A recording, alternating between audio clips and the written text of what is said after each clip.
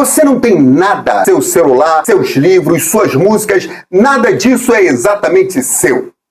Claro, os meus também não são. A gente usa. Então como assim não tem? Talvez o problema não seja o que se tem, talvez seja como se tem. O que significa ter alguma coisa hoje? A gente cresceu com uma ideia muito simples. Ter era possuir. Era comprar um livro, colocar na estante e saber que aquilo era seu. Até você cair na besteira de emprestar o seu Monique se liberta e nunca mais a pessoa devolver. Tá ouvindo, Luísa? Esse recado foi o primeiro patrocínio do nosso programa. Obrigado, Júlia, pela confiança. Acredito que em breve o seu livro vai voltar a pegar poeira na sua estante. Cobre você também aqui pelo programa do Jandirico enquanto você ainda tem o que cobrar.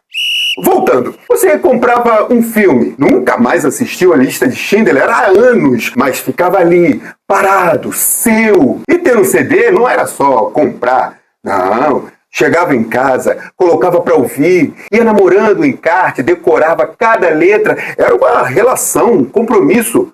Hoje, com 10, 20 milhões de álbuns na palma da mão, tem as fotos, as informações de quem gravou, os agradecimentos, nenhum álbum é especial. Eu que gasto 15 minutos escolhendo o que vou ouvir e acabo ouvindo a mesma playlist de 2012. É muita música para escolher, dá maior trabalho. E no Netflix tem milhares de títulos disponíveis, no Kindle, uma biblioteca inteira no bolso. A gente tem tudo, mas uma hora a ficha cai, que a gente não comprou o objeto. Comprou uma permissão temporária. Sabe quando você vai procurar um filme que amava no streaming e ele simplesmente sumiu porque o contrato de licenciamento acabou? Ou de um jogo digital que você comprou ser desligado pela empresa? Em 2009, teve um caso que até ficou parecendo uma tentativa de metalinguagem da Amazon. É que ela apagou de um dia para o outro o 1984 dos Kindles. George Orwell ficaria impressionado. O seu livro sobre um governo que apaga o passado foi apagado do presente. Essa história deu até processo, que tinha gente que estava no meio do livro, estudando para concurso. É o coito literário interrompido. É como se o McDonald's entrasse na sua casa e arrancasse o Big Mac da sua boca, porque eles mudaram o fornecedor da alface.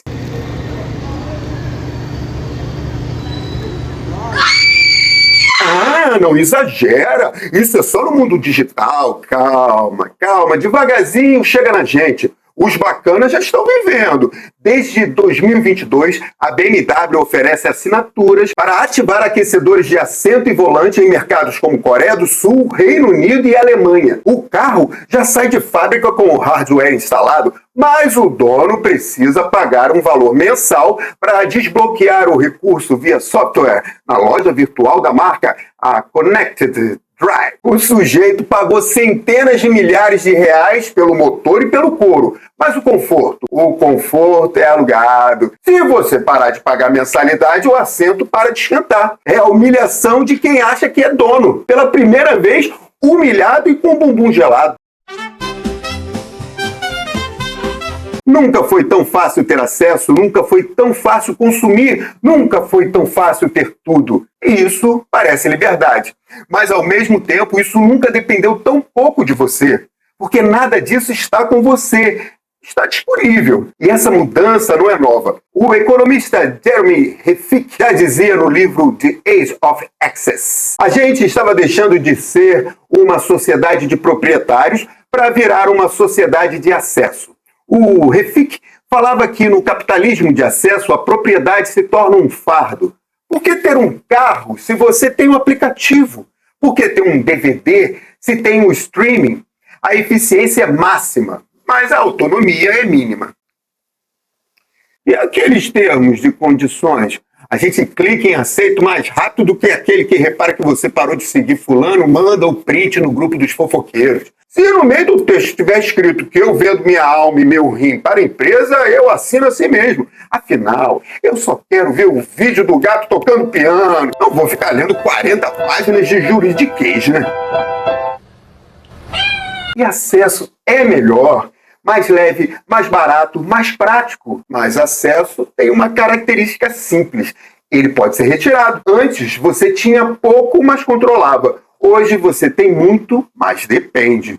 E talvez o problema não seja a falta de posse. Talvez seja a presença da dependência. Porque agora, o que você tem precisa continuar sendo aceito. Você compra um celular, ele funciona. Aí o aplicativo atualiza, seu celular fica mais pesado, mais lento, e atualiza novamente, e outro aplicativo atualiza, e outro, e de repente o problema não é o aplicativo, é o seu celular. Mas seu celular não quebrou, ele só deixou de ser suficiente. O objeto continua ali, na sua mão, funcionando, mas o padrão mudou. Você não ficou para trás, foi o critério que andou. É o que chamam de obsolescência perceptiva. Aqui é um pouco diferente da obsolescência programada, que é quando a bateria não funciona mais ou o software não roda mais. A obsolescência perceptiva é uma sensação. O aparelho está digitalmente morto. Você é empurrado para o próximo degrau, não por necessidade, mas por design. E quando você fica procurando o celular novo, o seu antigo começa a tossir. É impressionante. Parece que ele sente que você está indo atrás de outro modelo e entra em depressão profunda. Ele fica, vai comprar um de 3 câmeras? Pois bem, agora eu não vou abrir nenhum bloco de notas para você me respeitar. Enquanto estiver nessa casa, tem que me respeitar. Programado, Jandirico. E você percebe que não é só o celular. Seu livro depende de aplicativo, sua música depende de servidor, seu filme depende de contrato. Sua vida inteira está na nuvem. Nuvem é um nome bonitinho para o computador de outra pessoa. Se a outra pessoa acorda mal-humorada ou tropeça no cabo de força lá no Vale do Silício, você esquece o aniversário da sua mãe, perde as fotos do batizado e não sabe mais o caminho de casa. Você não tem nada. A coisa fica ainda mais complexa quando entendemos que hoje são as coisas que nos têm.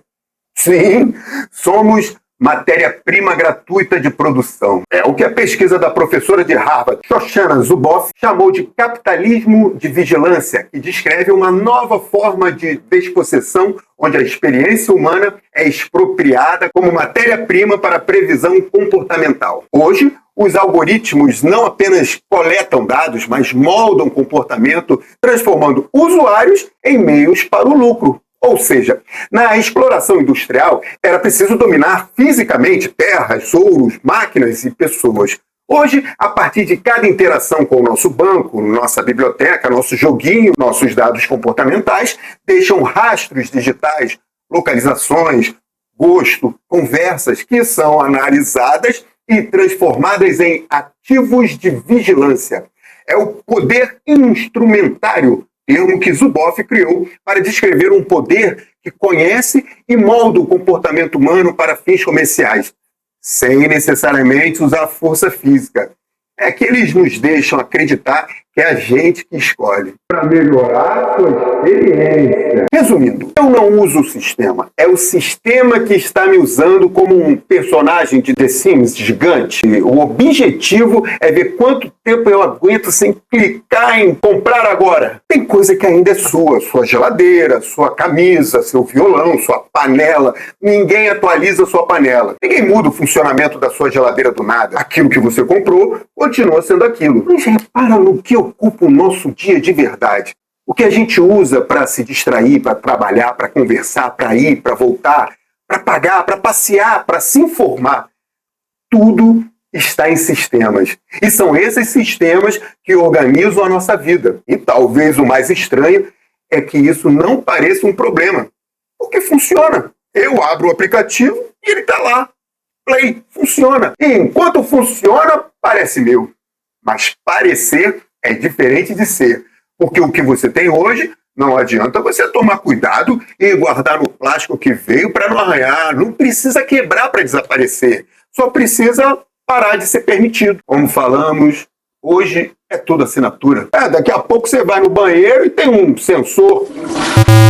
Chega de ver o que você já deu tchau, dando um rodopio e voltando. Para descarga com redemoinho duplo, assine o plano Hidro Premium por R$ 9,90 ao mês. Você pode ter os guichos Hidro Premium gratuitamente após este anúncio. Claro, você clica no anúncio. Assista a programação do Jandirico, algoritmo, teoria da polidez, a memória. São muitos temas.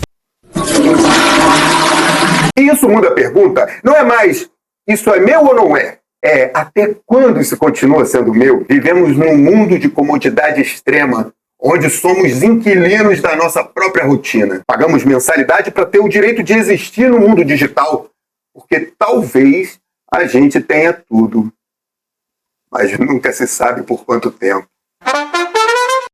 Compra um celular. Ele tudo funciona. Aquilo que você comprou, acaba ouvindo a mesma playlist do Morando em Encarte, apagou de um dia pro. É que ela apagou de um dia pro. É que ela apagou.